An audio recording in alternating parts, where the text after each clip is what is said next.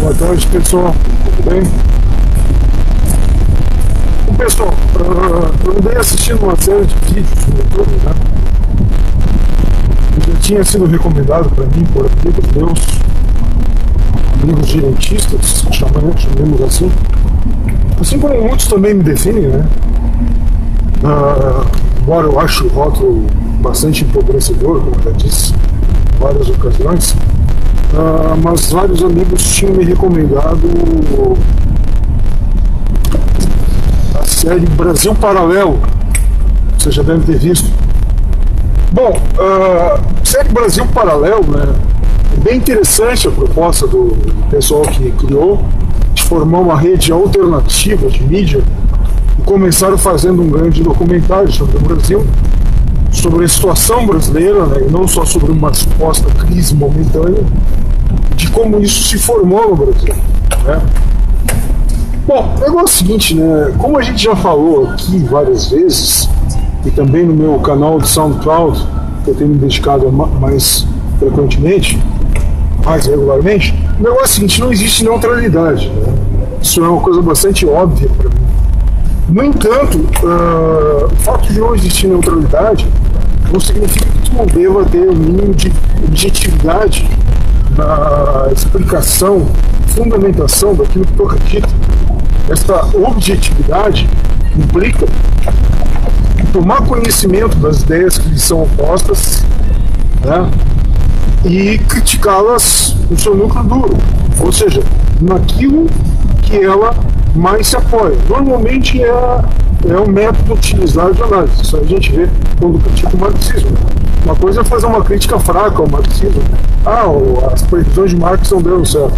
E aí? E muito economista bom que se apoia no método eficaz, que erra nas previsões por falta de dados adequados, né? Então essa é uma crítica fraca ao marxismo. Uma crítica forte ao marxismo implica em pegar o método de Marx e destrinchá-lo e mostrar quais são suas premissas, sua lógica e como elas levam a conclusões equivocadas. Enfim, então Brasil Paralelo, essa série de entrevistas que são mistos de palestras, né? Porque raramente tu ouve a voz do entrevistador, o que ele pergunta. Então, ele tem uma proposta boa, né? Mas ele tem algumas premissas e alguns pontos que eu acho extremamente equivocados. E veja bem, o fato de eu dizer isso não quer dizer que eu abomine o projeto, eu ache ele pérfido ou coisa que valha. Não, de modo algum. Eu acho, inclusive, um projeto, um trabalho bastante digno, né?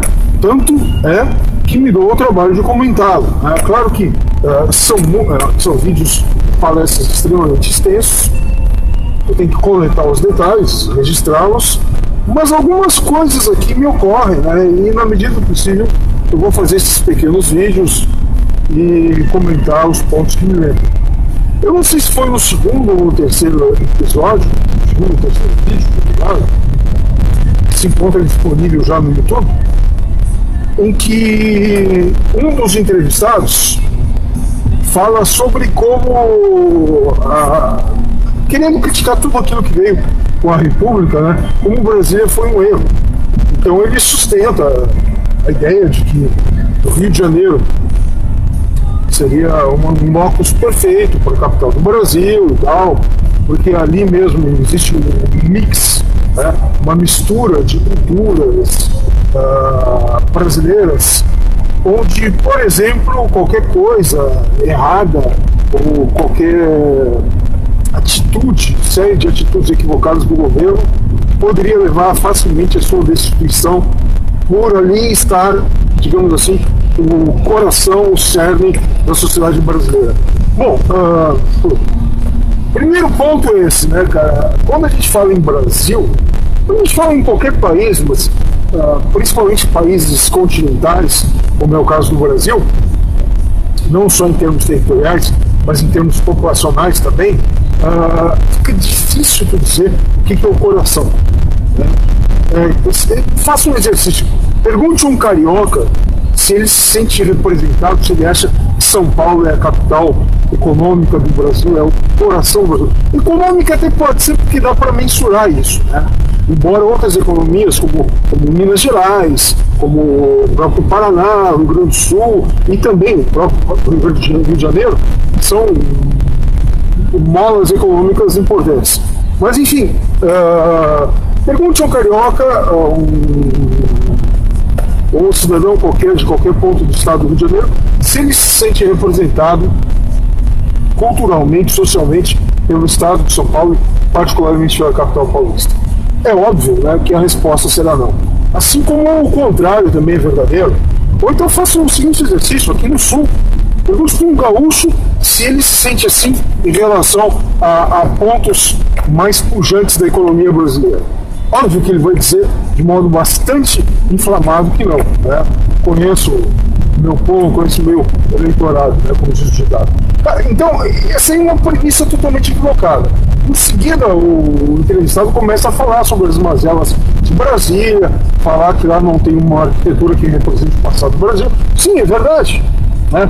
Cidades modernas e, sobretudo, cidades mais fake, como é o caso de Brasília, uma cidade na sua origem totalmente artificial, né, planejada, dir-se-ia, é uma cidade que não tem uma ligação estética arquitetônica com o passado. Né?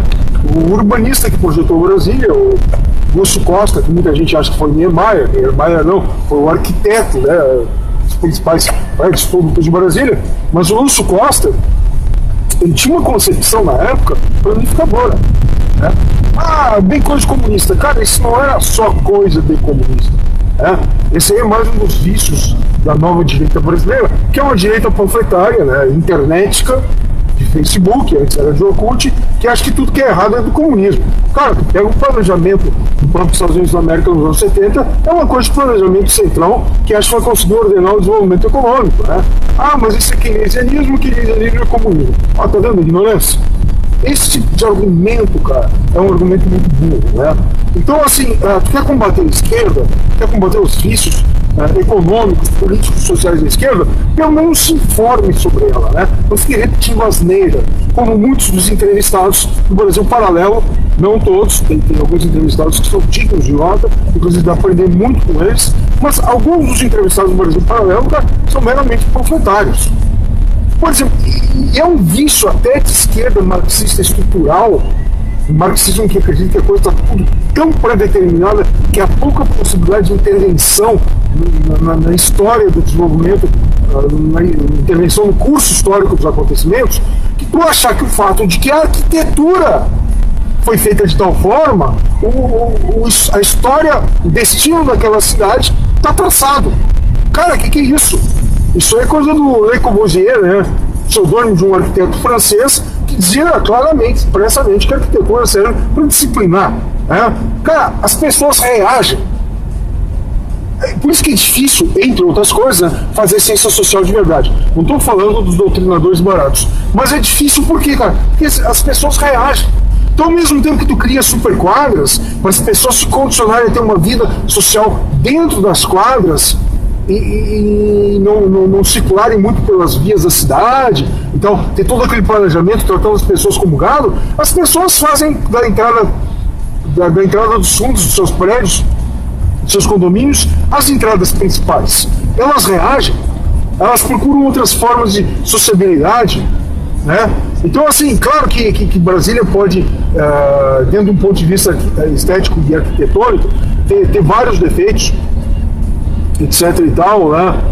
Até quando chove lá tem uma série de infiltrações pela falta de manutenção dos seus tetos e a ausência de telhados clássicos com quedas para água, etc. Mas, enfim, do ponto de vista urbanístico social, as pessoas que estão ali, cara, de diferentes pontos do Brasil, muitos nordestinos, gente, tudo que é canto, cara, e as pessoas criam nichos de convivência, elas criam meio sociabilidade. Brasília, já fui por lá uma vez só. Claro que eu prefiro 1 milhão de vezes mais São Paulo, etc. Eu acho uma cidade pujante, dinâmica, etc. Mas assim, cara, as praças em Brasília, os parques em Brasília, eles são meios de sociabilidade onde as pessoas se encontram, onde as pessoas trocam informação, onde as pessoas vivem. Não é uma cidade estática, parada. Os militares planejaram aquilo para não ter manifestação. Leiam um livro do geógrafo brasileiro, chamado José William Vizzentini. Se não me engano, é tese doutoral dele, chamado Brasília, Capital da Geopolítica. É muito interessante ele comentando sobre as ideias que conceberam o planejamento da cidade. Só que depois disso, cara, precisa fazer um estudo antropológico para mostrar que a cidade não ficou parada no tempo, né?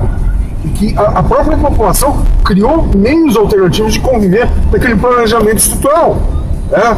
E que justamente essas partes menos ordenadas da cidade a tornam viva. Sem falar, é claro, nas cidades satélites.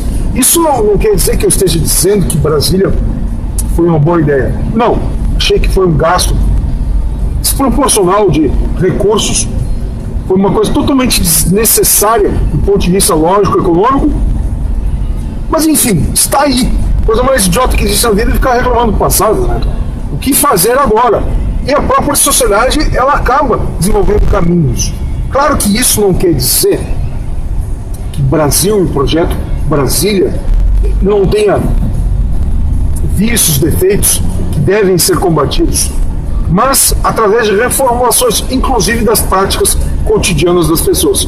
Então, vinha alguém sendo entrevistado no documentário Brasil Paralelo, para mostrar que Brasília foi um grande equívoco, e por causa disso a gente meio que tem um traçado, o nosso destino totalmente traçado e determinado. Cara, só não é marxista porque não está falando de classes, que tem todos os vícios típicos do marxismo aí, cara, né? De uma pretensa previsibilidade, que na verdade nada mais é do que uma profecia eivada de wishful thinking, né? De pensamento desejoso, de que a coisa ocorra assim para comprovar aquilo que tu já previamente acredita, né? Então, na boa, cara, esse e outros detalhes, na medida do possível eu vou comentar. Esse documentário, recomendo que assistam, do Brasil Paralelo, tem muitas entrevistas boas, mas ele é profícuo também em erros, preconceitos e pensamentos desejosos, né? Wishful thinking, que nada mais são do que maneiras de analisar a realidade que convém às nossas premissas. E essas premissas elas têm que ser sempre questionadas. Assim como diz lá o rapaz do Mamãe Falei, né? Vamos questionar tudo? Vamos questionar tudo, sim, inclusive a nós mesmos e as nossas ideias mais caras. Falou? Tchau, pessoal.